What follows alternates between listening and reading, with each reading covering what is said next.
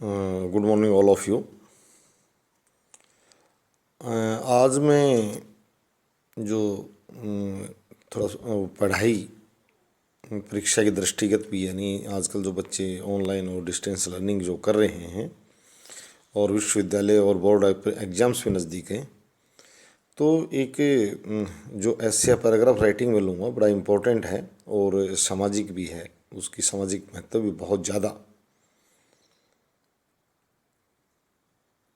Drug addiction, यानी मैं बहुत ज़्यादा इसलिए कहता हूँ, वो कहा था कि if you lost wealth something is lost, health wealth, if you lost wealth nothing is lost, if you lost health something is lost, and if you lost character everything is lost. तो main बात ये है कि कोई बच्चा कितना होशियार हो, कितना भी समझदार दिखाई देता हो, यदि वो लत में आ गया, ड्रग की में या नशेड़ी बन गया, तो उसकी खुद की ज़िंदगी और परिवार की, समाज की, यानी मैं ये कहना चाहता हूँ कि नशा मुक्त समाज, हमारी भावी पीढ़ियाँ नशे की लत में न पड़ें, नशेड़ी न बने और उनका उज्जवल भविष्य हो। तो आज मेरा ड्रग एडिक्शन जो टॉपिक है, drug addiction is becoming very common among our youths, particularly those in our colleges and universities. आज ये जो नशेड़ी जो बनती जा रही है नई पीढ़ी, उस पर है ये बात कि कॉलेज और यूनिवर्सिटी में तो जो हॉस्टल्स वगैरह में ये लत बड़ी बढ़ती जा रही है। बच्चे का जो वहाँ गंदा बच्चा पहुँचता, तो वो काफ़ी बच्चों को प्रभावित कर देता है। सबसे बड़ी बात ये है कि वहाँ लगभग बच्चे बहुत ही समझदार होते हैं, परंतु कहते हैं बुराई जल्दी खींचती है। दिल्ली की बसों के पीछे लिखा रहता है कि नशे की लत लगना आसान और छुड़ना मुश्किल, छुड़ाना मुश्किल हो जाता है उसको। तो सबसे बड़ी एक चुनौती है ये अभिभावकों, गार्जियंस और टीचर्स के सामने, और मैं कहूँगा मैनेजर्स जो मैनेज करते हैं यूनिवर्सिटीज और स्कूल्स कॉलेजेस को, कि वो उनको कैसे बचाएं। जो एक वो जो वहाँ जो डस्ट पहुँची है उन हज़ारों बच्चों के बीच, एक ही डस्ट, उससे कैसे बचाया जाए, उस डस्ट को बाहर कैसे किया जाए। आजकल कानूनी पेचीदगी ये हैं कि ये सिद्ध करो, वो करो, ये परिसर के बाहर करता है, इस तरह की बातें बड़ी दिक्कत आ रही है प्रबंधकों के सामने। परंतु उस डस्ट को बाहर करना बहुत ज़रूरी है ताकि हमारे बच्चे लत से बचें। It is become almost A fashion with them. एक प्रकार से कई जो इस तरह का जो काम करते हैं, वो एक प्रकार से उनके बीच में फैशन बन चुका है।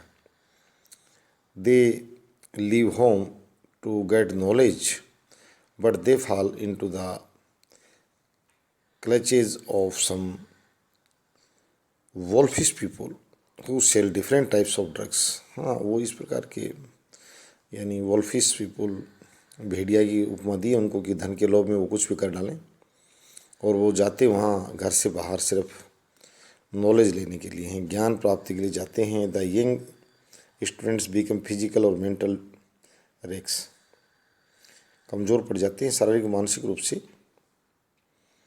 They include boys as well as girls. Not only their careers, even their lives fall into danger. यानी इसने ये कहा कि इसमें सिर्फ आजकल लड़की शामिल नहीं है, लड़कियां भी बड़ी संख्या में इसके शिकार हो रही हैं, जो और भी चिंताजनक स्थिति है। तो उनका जो करियर है, उनका वो चौपट हो जाता है, एक बार से खतरे में पड़ जाता है। This addiction is more rampant in big cities than in small towns. हाँ, ये खास बात है।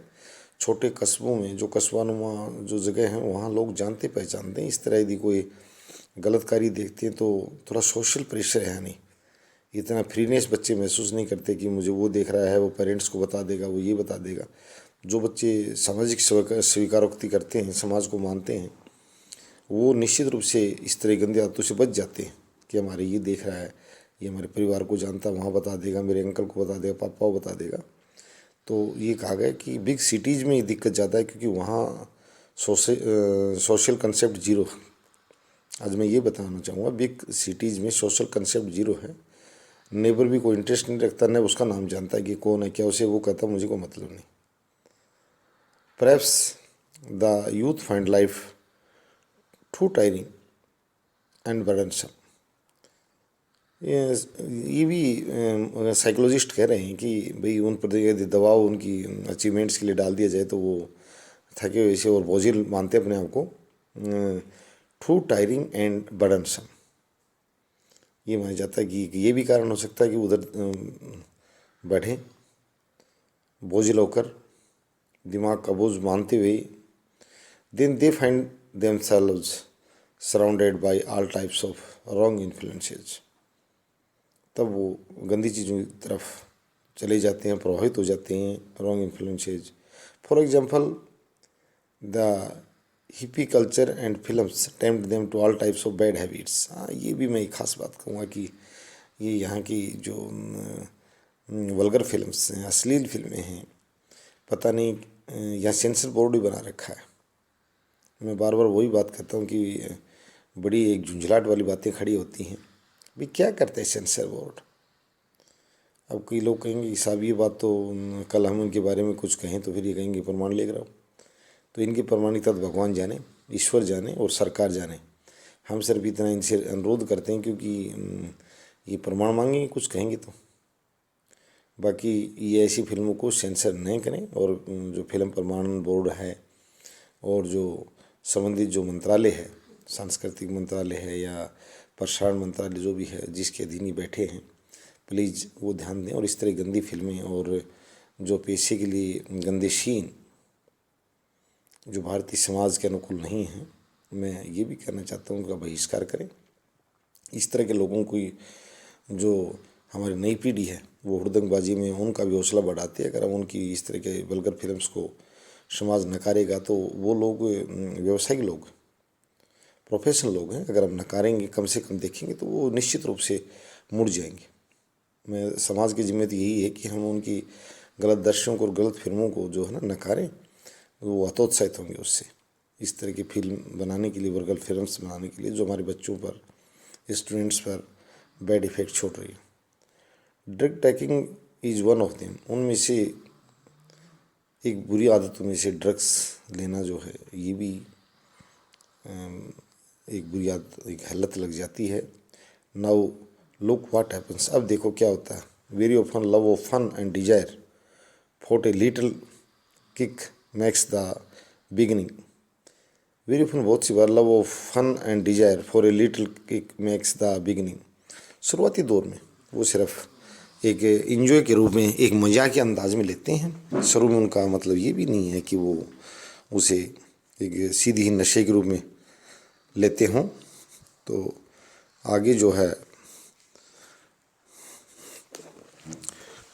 वो जो उनकी शुरुआत जो है वो भारी पड़ती है उन पर आगे चलकर, और धीरे धीरे वो आदत में तब्दील हो जाती है।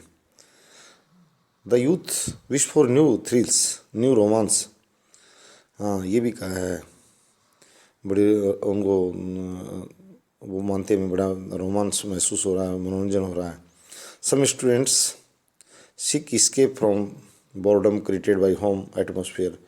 ये भी बताया कुछ जो स्टूडेंट्स हैं वो अपना उबाऊपन, जो घर के वातावरण से उबाऊपन से दूर होने के लिए भी वातावरण में ऊब जाते हैं, वो भी ऐसा करते हैं।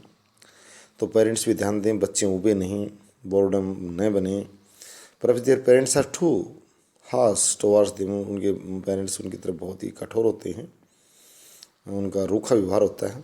रूखा व्यवहार भी आदमी के अंदर अपनत्व को ख़त्म करता है, इसमें कोई दो राय नहीं। गैरों से कोई कैसा व्यवहार करे, परंतु कम से कम अपनों के साथ तो हर स्थिति में हार्श जो व्यवहार से बचना पड़ेगा, सॉफ्ट बनना पड़ेगा, चाहे उनमें कमियां हों, गलतियां हों। उनको समझाने के लिए ये टेक्निक यही लगेगी, थोड़ा सॉफ्ट बने। और perhaps they have no time to look after them and the young students feel neglected. कई बार उनके पास इतनी बिजी लाइफ है, बिजी शेड्यूल है या लापरवाही है कि वो समय नहीं दे पाते, और इससे बच्चे मानते हैं कि हम उपेक्षित महसूस करते हैं। They feel, students feel neglected. It may also be that they find there educational purposeless. कई बार ये भी होता है, वो सोचते हैं कि आज ये सबसे बड़ी बात बताई इसने कि शिक्षा को उद्देश्य भी माना, उद्देश्य भी नहीं, वो क्या मिलेगा। आजकल जो बच्चे, एक कंपटीशन का दौर है, और कहते हैं, अभी मैं देख रहा हूँ कई जगह बहुत ही टैलेंटेड बच्चे आवेदक हैं, काफ़ी बड़ी संख्या, मान लो 100 बच्चे आवेदन कर, उनमें से एक लेना है। और मैं ये भी कहना चाहता हूँ कि 100 के 100 बहुत ऊंची ऊंची उपाधियाँ लिए हुए हैं, नेट, JRF, PhD, और उनके बीच में कंपटीशन है। पास हमारी इस तरह की व्यवस्था है कि वो एक सामूहिक मंच से भर्ती नहीं करती। उनको मज़ा आता है कि एक वैकेंसी का एडवर्टाइजमेंट करो, वहाँ शो आते नहीं, ये नहीं है। यदि उसके राज्य राष्ट्रीय स्तर भर्ती की जाए तो बड़ी संख्या आज भी नहीं है इतने उच्च शिक्षित लोगों में, परंतु भर्ती करने वाली एजेंसियों को बड़ा मज़ा आता है। एक तरह से वो बड़ा इंजॉयबल हैं कि इतने लोग आए और 99 लोगों को ये लगी कि क्या हो गया कि मैं इस सामान्य से पद के लिए भी चयनित नहीं हो पाया। निश्चित रूप से पर्पजलेस एजुकेशन जो है वो सबसे खतरनाक होती है और वो आदमी को भटकाती है। तो मैं ये यहाँ बिल्कुल इसी बात की तरफ आना चाहता था। जो हमारी ये यूनिवर्सिटी है, इसमें स्विट्ज़रलैंड को रोल मॉडल बना रहे हैं कि वहाँ की व्यवस्था क्या है, कैसे है, और वो आपसे बार बार मैं साझा करता रहूँगा। In most cases parents lay high hopes on their sons and daughters. कई बार ये भी है कि जो यंग बच्चा है उसको तो कम से कम खुद को ही अपनी आशाएं और अपना रोड में बनाना चाहिए, सोचने दीजिए। क्यों मैं ये कहता हूँ कि अलग अलग टैलेंट होते हैं। खिलाड़ी को अगर आप IAS बनाना चाहते हैं तो वो बिल्कुल डिफर लाइन है। एक जुडिशरी इंटरेस्टेड आदमी को यदि आप डिफेंस भेजना चाहें वो बिल्कुल अलग लाइन। तो ये देखना पड़ेगा कि उनकी रुचि क्या है, इंटरेस्ट क्या है उनके। तो अनावश्यक उन बड़े बड़े बोझ न लादें। हालांकि हर पेरेंट्स अनावश्यक तो नहीं है, पर मैं इसमें ये थोड़ा सा पॉजिटिव ऐसे ही कहूँगा पेरेंट्स से कि वो थोड़ी बच्चे की रुचि को शामिल कर ले। वो चाहता क्या है, उसकी रुचि की तरफ। यदि कोई बच्चा यदि लिटरेचर का, लिटरेचर की तरफ बढ़ने दीजिए, उसको साइंस में क्यों लेकर आ रहे हो, टेक्नोलॉजी में।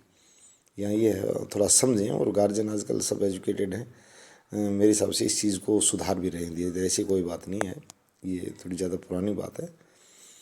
दे use bitter words when their words fall short of their expectations। ये भी बताया कि वो उनके लिए बुरा भला कह देते हैं। bitter words जब वो उनकी अपेक्षा और खरे नहीं उतर पाते हैं तो यानी बात वही आ गई कि खून पसीने की कमाई जब पानी में लुटती है तो चीख भी निकल जाती है। समझदार की भी वही बात है यहाँ कि जब इतना मेहनत करके पैसा दे के और बच्चों को छात्रावासी जीवन में, मुझे भी याद है कि आपके वो कहते थे हमारे अधीक्षक साहब की बच्चों को पता नहीं है, कुछ के पिताजी रात को लाइन बदल रहे हैं यानी पानी दे रहे हैं खेत में, कुछ के पिताजी बर्फ़ में बॉर्डर पर खड़े हैं सीने में गोली खाने के लिए देश के लिए।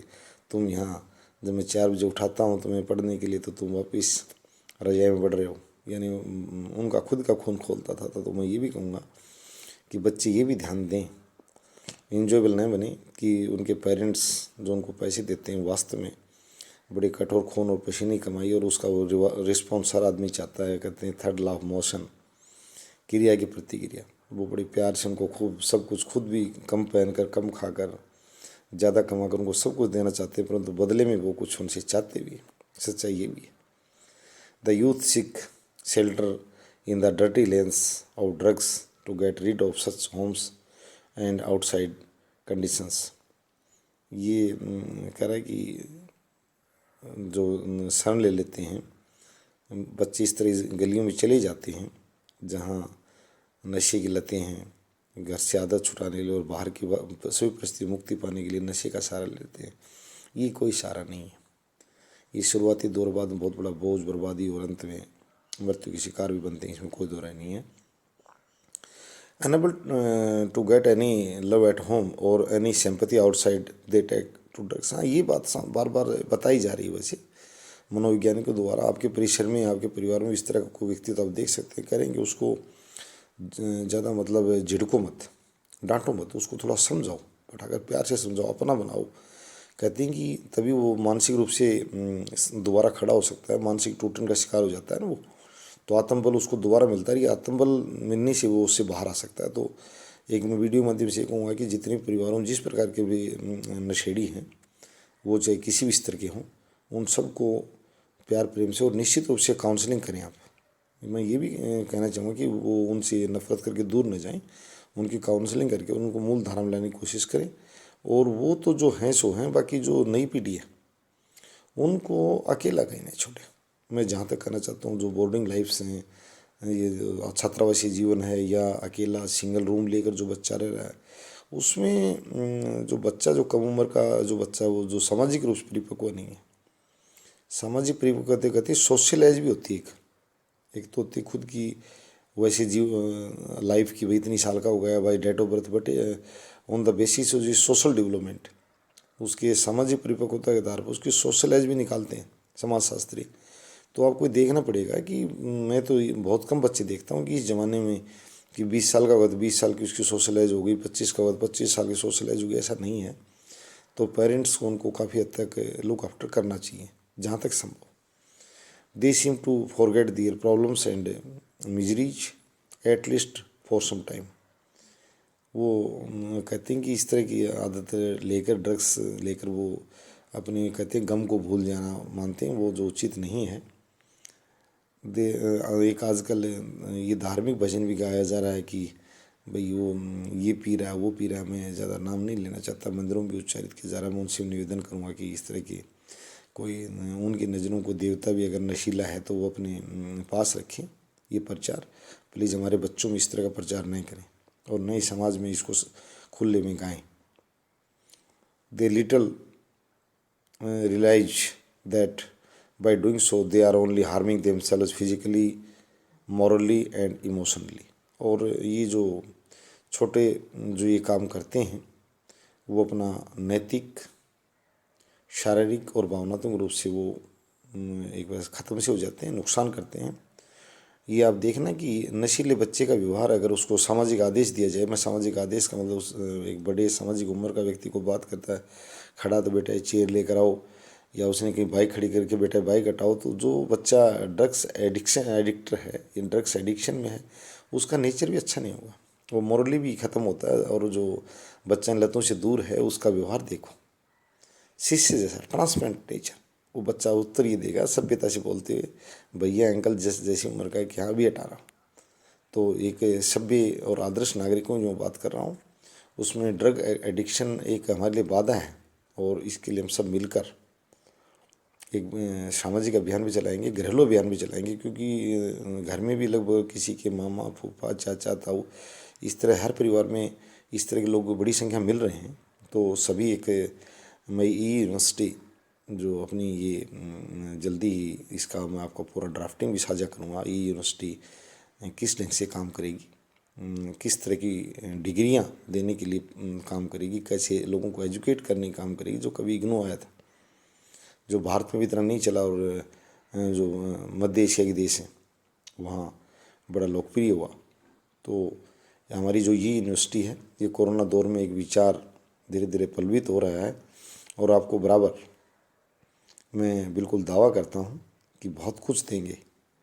आप भगवान दया हमारे साथ साझा करते रहिए और थोड़ा सा सहयोग, बस इतना सा सहयोग चाहूँगा कि बच्चों को इस तरह की बातें ज़रूर सुनाएं, आपकी प्रेजेंस को सुनाएं। और एक ई यूनिवर्सिटी का दावा है कि नेगेटिव और वल्गर बातें कभी नहीं मिलेंगी। इसके लिए यूनिवर्सिटी आपको आश्वस्त नहीं, ये दावे के साथ बोल रही है कि आप ये दिमाग बार बार कई बार बातें आ रही हैं इस टाइप की कि सर कभी अभी सारी बात अच्छी आ रही है, कभी हम सब्सक्राइब करें ये चैनल को, नहीं भैया, सिर्फ एजुकेशनल और सोशल इश्यूज से बाहर नई यूनिवर्सिटी जाएगी। और जो भारत में डॉक्टरेट जिन लोगों ने ज़मीनी डॉक्टरेट कर रखी, वो टॉपिक में बाद में लूँगा, थोड़ा इसको अभी पूरा कर दूँ।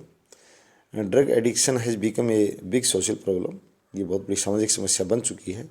It can not be checked और prevented by the police alone. भाई अकेली पुलिस तो क्या करेगी, पुलिस कहाँ गली गली में जाएगी, किस किस घर में जाएगी।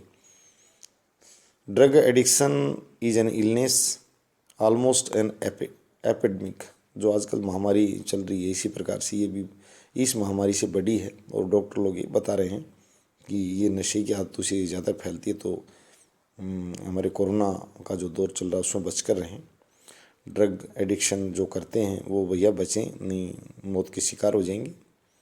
नशे की बुरी लत से बचें।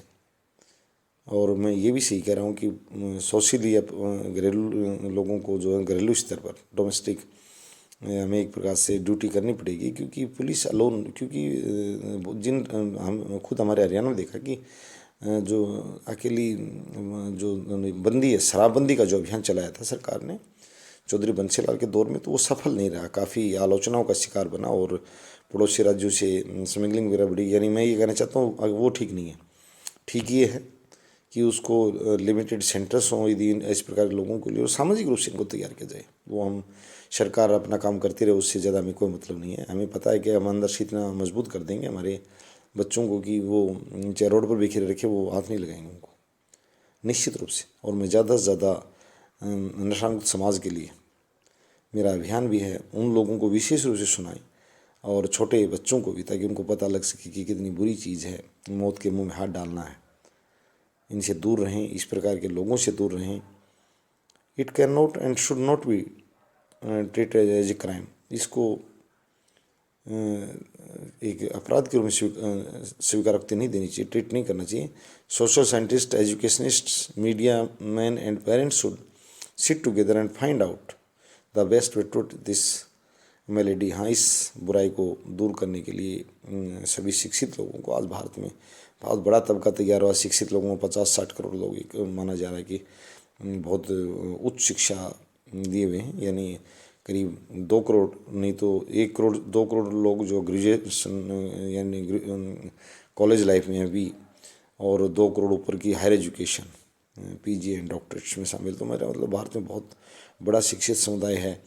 फ्रांस और इंग्लैंड जैसे देशों की आबादी नहीं है इतने, तो यहाँ मास्टर डिग्री होल्डर उनसे कहीं ज़्यादा। तो बहुत ही मैं इसको शिक्षित और महान देश को फिर सलाम करता हूँ और आह्वान करता हूँ आपको कि आपके आसपास परिसर में जो लोग हैं उनको, छोटे बच्चों को प्रेरित करें इस बुराई के प्रति, और जो लोग लत में हैं उनसे प्यार से समझाने का प्रयास करें। यदि हमारे चैनल के माध्यम से जितने लोगों का छूटता है तो हमें बड़ी खुशी मिलेगी कि हम समाज के साथ कुछ चीज़ बांट सके।